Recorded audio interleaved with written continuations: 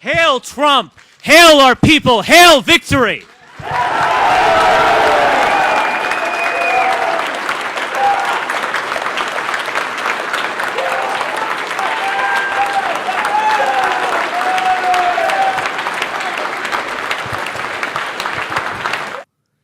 No one will honor us for losing gracefully. No one mourns the great crimes committed against us. For us, it is conquer or die.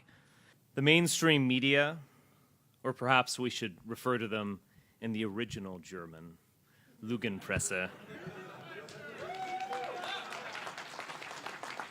It's not just that they are leftist and cucks. It's not just that many are genuinely stupid. Indeed, one wonders if these people are people at all. Or instead soulless Gollum, animated by some dark power to repeat whatever talking point John Oliver stated the night before.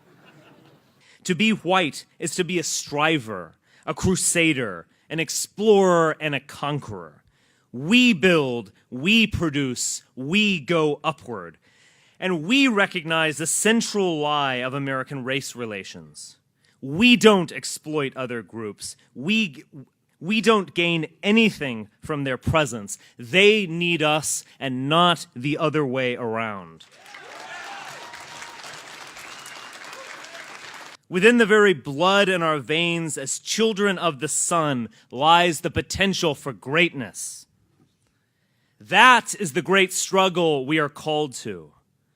We are not meant to live in shame and weakness and disgrace.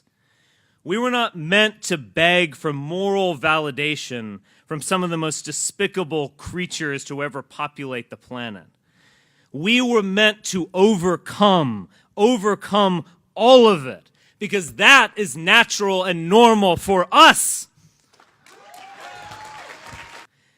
The press has clearly decided to double down and wage war against the legitimacy of Trump and the continued existence of white America. But they are really opening up the door for us.